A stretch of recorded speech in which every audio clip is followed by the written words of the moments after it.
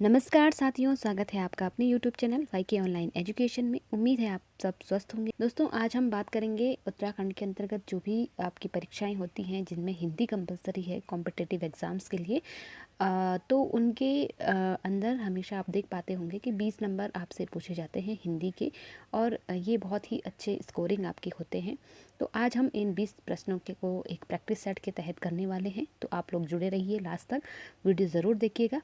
तो चलिए शुरू करते हैं। यदि आप चैनल पर नए हो तो चैनल को सब्सक्राइब ज़रूर कीजिएगा, अपने दोस्तों के साथ शेयर करना बिल्कुल भी ना भूलिए। तो चलिए शुरू करते हैं। आज का हमारा पहला प्रश्न है, वर्ण किसे कहते हैं। तो वर्णमाला मैंने आपको बहुत अच्छे से पढ़ाई हुई है, तो इसका सीधे से आंसर आपको पता होना चाहिए कि जो वर्ण होता है वो शब्द भी नहीं होता है, शब्द समूह को भी नहीं कहेंगे, अखंडित शब्द को भी नहीं कहेंगे। वर्ण अर्थात ध्वनि। वर्ण हम जब उच्चारण करते हैं तो वो ध्वनि होती है, और जब लेखन करते हैं तो उसे वर्ण कहते हैं। तो सिंपल से इसका आंसर बी सही हो जाएगा। चलिए बढ़ते हैं दूसरे प्रश्न की ओर। भाषा की लघुतम इकाई है। लघुतम मतलब सबसे छोटी इकाई। तो भाषा की सबसे छोटी इकाई जो है वो आपका आता है वर्ण, क्योंकि वर्ण जैसे अ हो गया, क हो गया, ये क्या है, वर्ण है, भाषा की सबसे छोटी इकाई। तो यहाँ पर डी इसका राइट आंसर हो जाएगा। ठीक है, चलिए तीसरा प्रश्न है हमारा, ध्वनि का लिखित रूप क्या है। अब देखिए, आपको थोड़ा सा यहाँ पे ध्यान देना है। अभी तक आपसे पूछा गया था भाषा की लघुतम इकाई क्या है, और यहाँ पर दिया हुआ है ध्वनि का लिखित रूप क्या है। तो जैसे मैंने ऊपर आपको, और पहला अगर हम प्रश्न देखें तो वर्ण किसे कहते हैं, तो यहाँ प्रश्न उसका आंसर था ध्वनि को। तो वर्ण और ध्वनि आपको पता चला कि एक ही होता है, यानी कि जब हम किसी वर्ण का उच्चारण कर रहे हैं तो हम उसे ध्वनि कह रहे हैं, और जब उसी ध्वनि को हम लिख रहे हैं तो उसे हम वर्ण कह रहे हैं। ठीक है, तो उम्मीद है आप समझ पा रहे होंगे। वर्णमाला वाले टॉपिक को अगर आपने नहीं पढ़ा है तो आप ज़रूर पढ़ें, क्योंकि वर्णमाला से आपके हमेशा प्रश्न बनते हैं। तो डी इसका राइट आंसर हो जाएगा। दोस्तों, हमारा NCERT का सीरीज़ भी हाल ही में चल रहा है। 9th-10th का तो मैं क्लियर करा चुकी हूँ। अगर आप पढ़ना चाहते हैं तो आपको मेरे चैनल पर सारे प्लेलिस्ट में आपको सारी चीज़ें मिल जाएंगी। वीडियो का लिंक मैं इसी वीडियो के नीचे डिस्क्रिप्शन में आपको दे दूँगी। और आजकल हमारा 11th का सिलेबस चल रहा है, तो आप लोग ज़रूर देखिए। चलिए अगला चौथा प्रश्न हमारा, हिंदी वर्णमाला में अयोगवाह वर्ण कौन से हैं।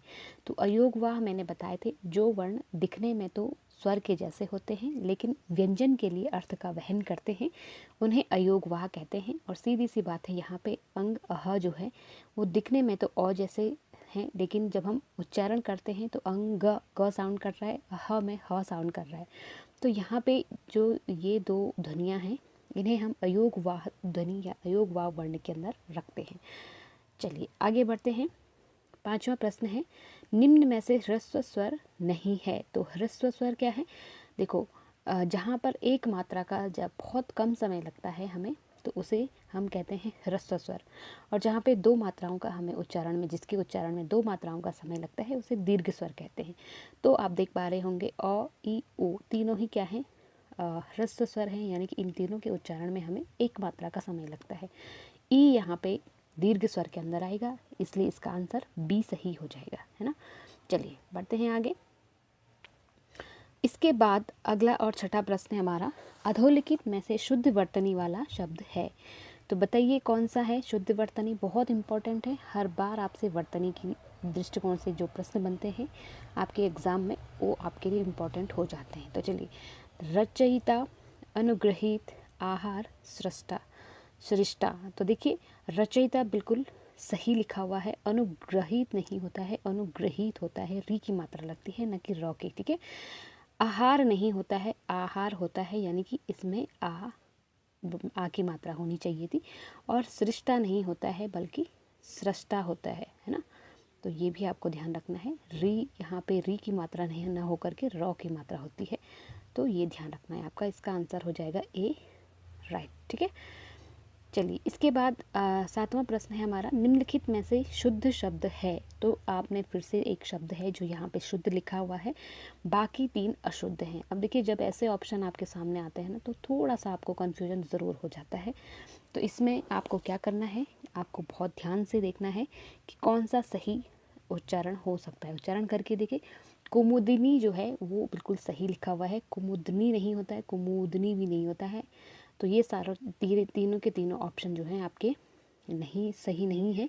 एक ही यहाँ पे जो बी ऑप्शन है वो आपका राइट आंसर हो जाएगा, कुमुदिनी। और आप इसको चाहो तो नोट डाउन करते रहिए और इसको अपने दिमाग में बिठा लीजिए, ताकि अगली बार जब आपसे प्रश्न पूछा जाए तो आपका गलत ना हो, है ना। चलिए नेक्स्ट क्वेश्चन है, किस शब्द की वर्तनी शुद्ध है। अब यहाँ पे फिर से आपसे 3 वर्तनी यहाँ पे अशुद्ध हैं और एक वर्तनी जो है शुद्ध है। आधीन, व्यवहारिक, मिष्ठान, अत्यधिक। तो देखिए 8वें प्रश्न के अंदर सिर्फ एक ही वर्तनी शुद्ध है, अत्यधिक। आधीन नहीं होता है बल्कि अधीन होता है, यानी कि यहाँ पे आ की मात्रा नहीं आनी चाहिए थी, ठीक है। मिष्ठान नहीं होता है बल्कि मिष्टान होता है, टॉ यहाँ पे आना था, मिष्टान, ठीक है। तो ये आपका इसलिए गलत हो जाएगा। और देखिए व्यवहारिक नहीं होता है, मैंने आपको बताया भी है जब हम प्रत्यय पढ़ रहे थे, हमारे प्लेलिस्ट में आपको लिंक मिल जाएंगे। व्यवहारिक नहीं होता है, व्यावहारिक होता है। जब भी किसी शब्द में इक प्रत्यय लग जाता है तो वो हमेशा उसका पहला जो स्वर है वो हमेशा दीर्घ हो जाता है। तो व्यवहार में जो पहला स्वर है वो अ है, और जब हमने इसमें इक प्रत्यय जोड़ा तो ये और इसका जो अंतिम जो ई है वो यहाँ जुड़ जाएगा, और जो अ है वो आ में इसका दीर्घ बन जाएगा। तो अ का दीर्घ तो आ ही है, तो व्यवहार का व्यावहारिक हो जाएगा, ठीक है। तो आप लोग इक प्रत्यय वाला वीडियो ज़रूर देखना, आपको समझ में आ जाएगा। चलिए अगला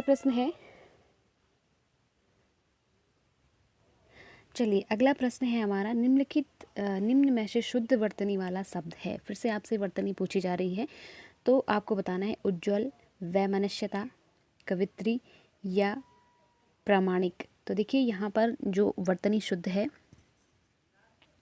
वो एक ही वर्तनी शुद्ध है यहाँ पे। तो यहाँ पर जो शुद्ध वर्तनी है वो एक ही है, उज्ज्वल। उज्ज्वल शब्द बिल्कुल सही लिखा हुआ है। देखो वैमनस्यता के में क्या है, वैमनस्य जो शब्द है यहाँ तक तो बिल्कुल ठीक है, वैमनस्य। लेकिन जो ता प्रत्यय है ना, वैमनस्यता कभी भी हो य प्रत्यय के साथ ता प्रत्यय नहीं जुड़ता है, तो यहाँ पे सीधा सा ये इसलिए प्रत्यय के दृष्टिकोण से अशुद्ध हो जाएगा। वैमनस्य शब्द होता है ना कि वैमनस्यता, है ना। तो यहाँ पे इसलिए ये गलत हो जाएगा। कवित्री नहीं होता है बल्कि कवयत्री होता है, कवयत्री। तो ये आपको ध्यान रखना है, कवयत्री होता है। और प्रमाणिक नहीं होता है बल्कि, जब देखो मैंने कहा था जिस भी शब्द के अंत में इक प्रत्यय जुड़ा हुआ हो तो वो उसका प्रथम जो स्वर है वो हमेशा दीर्घ हो जाता है। तो प्रमाणिक नहीं होता है, प्रामाणिक हो जाएगा, क्योंकि यहाँ पे इक प्रत्यय आपका जुड़ा हुआ है, तो ये प्रामाणिक हो जाएगा, न कि प्रमाणिक, ठीक है। तो इसलिए इसकी वर्तनी अशुद्ध है। बहुत छोटा सा आपको ध्यान देना होता है, बहुत छोटा सा अंतर से आपको वर्तनी अशुद्धि पता करनी होती है। तो इसलिए यहाँ पे उज्ज्वल, उद्धन, ज्वल, इसमें ये वाला जो शब्द है, जो वर्तनी है वो बिल्कुल सही लिखी हुई है, तो इसका आंसर ए सही हो जाएगा, ठीक है। चलिए 10वां प्रश्न है, वर्तनी की दृष्टि से शुद्ध शब्द है। फिर से आपसे प्रश्न पूछा जा रहा है, शुद्ध शब्द आपने बताना है। और देखो 4 ऑप्शन आपके पास बिल्कुल सेम दिए हुए हैं, बस 100 का अंतर है सब में, तो आपको पहचानना है कि कौन सा 100 इसमें हो सकता है। तो मैं सीधे से आपको आंसर पे लिए चलती हूँ, इसका सी ऑप्शन सही हो जाएगा, आनुषंगिक होता है, ठीक है। ये भी गलत हो जाएगा, ये भी गलत हो जाएगा, ये भी गलत हो जाएगा, सीधी सी बात है। सी आपको जो आपका ऑप्शन है वो बिल्कुल नोट करना है और इसको ध्यान से देखिए कि किस तरह से आनुषंगिक लिखा जाता है, ठीक है। चलिए अगला प्रश्न है हमारा, आकाश शब्द का विलोम है। तो विलोम मतलब उल्टा, तो आकाश का सीधी सी बात है पाताल हो जाएगा, है ना। अगला प्रश्न है हमारा, सगुण शब्द का विलोम है। तो सगुण का हो जाएगा निर्गुण। सगुण का मतलब जिसका रूप आकार होता है, और निर्गुण का मतलब जो निराकार होता है, जिसका रूप आकार नहीं होता है, सीधी सी बात है। तो सगुण का निर्गुण आपका हो जाएगा, ठीक है। अपशकुन, अपशकुन का विलोम होता है शकुन। शकुन मतलब शुभ होना, अप मतलब बुरा, तो बुरा शकुन होना, इसका उल्टा हो जाएगा शकुन, यानी शुभ संकेत या शुभ काम होना, है ना। तो 13 का बी ऑप्शन राइट आंसर हो जाएगा, ठीक है। नंबर 14 क्वेश्चन हमारा, निम्नलिखित में से कौन सा आवेशित शब्द का विलोम है, तो आवेशित का हो जाएगा आपका अनावेशित। आवेशित का मतलब होता है घिरा हुआ, अनावेशित का मतलब जो घिरा हुआ ना हो। ठीक है, ध्यान रखना। चलिए इसके बाद देखो अर्जन। अर्जन का मतलब होता है किसी चीज़ को प्राप्त करना, अर्जन करना, और उसका उल्टा हो जाएगा व्ययन करना, यानी कि खर्च करना या उस चीज़ को समाप्त करना कह सकते हैं, तो व्ययन हो जाएगा। ठीक है, तो ऑप्शन 15, क्वेश्चन 15 का जो आंसर है वो बी सही हो जाएगा। नंबर 16 क्वेश्चन है हमारा, तिलक लगाने में किस अन्न का प्रयोग उपयुक्त होता है। बहुत इंपॉर्टेंट प्रश्न है, कई बार समूह ग की परीक्षाओं में आपसे पूछा भी गया है। तो देखो गेहूं तो नहीं लगता है, जब हम किसी पर टीका लगाते हैं ना, तिलक लगाते हैं, तो वहाँ पर हम, अब आपको अजीब सा थोड़ा ऑप्शन में लग रहा होगा कि ये कौन सा है, तो सीधे सा आंसर है आपका बी जो है अक्षत। अक्षत को कहते हैं, जो चावल हम प्रयोग करते हैं उसे अक्षत कहते हैं। ठीक है, तो यहाँ पर इसका राइट आंसर बी अक्षत या चावल सही हो जाएगा। ठीक है, जिसका जन्म छोटी जाति या निचले वर्ण में हुआ हो उसके लिए उपयुक्त शब्द है, तो सीधी सी बात है अंत्यज। अंत्यज कहते हैं जिसका जन्म छोटी जाति या निम्न वर्ण में हुआ हो। सी ऑप्शन राइट हो जाएगा। 18वां प्रश्न है, अंत्यज शब्द के लिए सही वाक्यांश है, तो सीधी सी बात है, अभी देखो क्वेश्चन को कितने तरह से आपसे, एक क्वेश्चन को कितनी तरह से आपसे पूछा जा सकता है, ये आपको ध्यान रखना है। तो देखो अभी पूछा गया था कि जो निम्न कुल में जन्म हो, जिसका जन्म निचले कुल में हुआ है उसे अंत्यज कह रहे हैं, और अब कह रहे हैं अंत्यज शब्द के लिए सही वाक्यांश क्या होगा। तो देखो तथाकथित निम्न जाति में जन्म लेने वाला उसे कहते हैं अंत्यज। ठीक है, तो डी ऑप्शन इसका सही आंसर हो जाएगा। अगला और सेकंड लास्ट क्वेश्चन है हमारा, जिसका उपचार न हो सके इसके लिए शब्द है। तो देखो जिसका उपचार ना हो सके उसको कहते हैं असाध्य, कहते हैं ना असाध्य रोग, तो असाध्य मतलब जिसका उपचार ना हो सके। ठीक, नंबर लास्ट क्वेश्चन है हमारा आज का, वीर पुत्र को जन्म देने वाली वाक्यांश के लिए एक शब्द है, तो सीधी सी बात है उसे कहेंगे वीर प्रसू।